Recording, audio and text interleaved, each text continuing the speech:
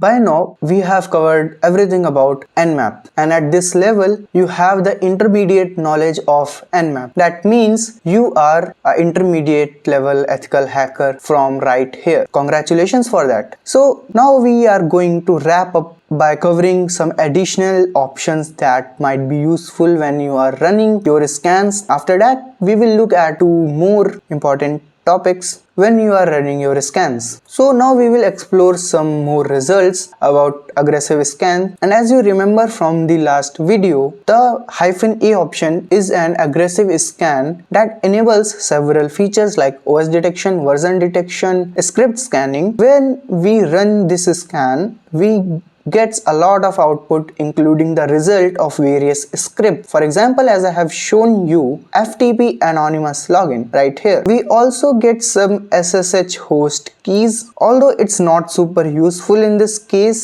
but we have this output as well. And we have SMTP command as we scroll down, we can see we have SMTP commands allowed here as well. Also, we get some additional details like SSL cipher, HTTP headers, which can help us to identify more weaknesses about our system. One thing to keep in mind that while -A gives us more detailed information, it is very aggressive and can be easily detected by security systems like firewall or intrusion detection system, that is IDS. So while it is useful for unprotected targets like Metasploitable, it might be too loud for more secure targets. Now let's dive into some more useful Nmap options that you might want to use during your scans. So we have an option similar to Net Discover. It allows you to discover which hosts are up on a network without doing a full report scan, and it is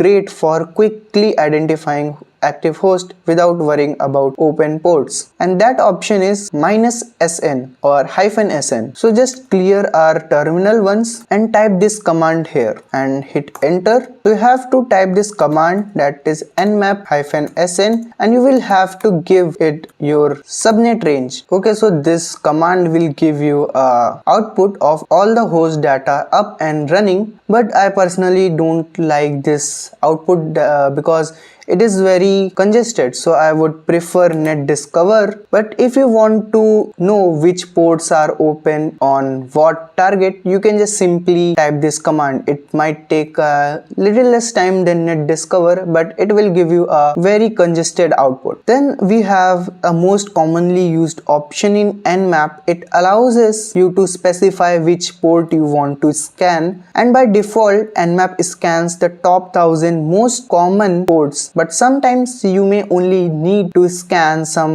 specific port. For example, if you want to scan port 80 on your Metasploitable, so just type nmap -p port 80 and the IP address of your Metasploitable. In my case, this is the IP address of my Metasploitable that I am typing here, and as you can see on port 80 it is open and it is running HTTP service. That means it is hosting a web page. And to scan multiple ports, you can just simply type this command and use commas to separate some ports like port 80, port 22 and port 443. Hit enter, and as you can see we have got the output. On port 22 it is running SSH service, on port 80 it is running HTTP service, and HTTP is on port 443. And to scan a whole range of ports, you can just simply type this. Let me show you. Go to the previous command, backspace it all, and you can just simply type the whole range of 100 ports. And as you can see, in top 100 ports you have output of port 21, 22, 23, 25, 53 and port 80. But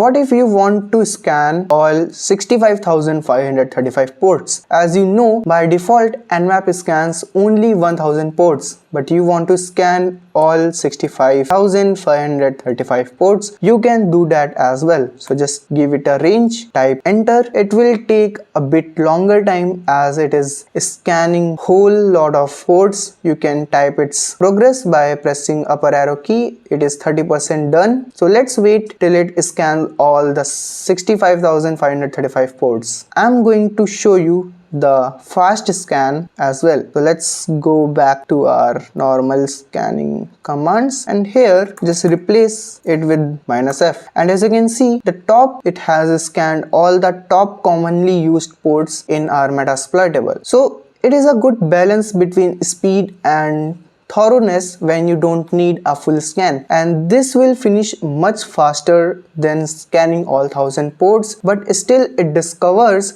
the most important ones. And now if you want to save your output, for example when you are working in a company, you find some ports open or some vulnerabilities and you want to save those ports, you are not going to write everything down with your pen and paper, you have to save that in a file. So how can you save that report after scanning? Just use the command sudo nmap -ss and the target's IP address. In my case this is my IP address. Type 2 arrow keys, type results.txt, and once you click, as you can see, we have our txt file right here on the desktop. And if we type ls command, you can see we have .txt file here as well. Type once nano results.txt, click enter, and as you can see we have our results right here in the file. So ctrl plus x is for exit. So as you can see, this saves the scan result to a file called result.txt. You can name it whatever you like, and if you want to save and view the output simultaneously both on the terminal and in a file, you can type command like this. Let me show you once again. Upper arrow key, you can get to your previous command, and instead of using these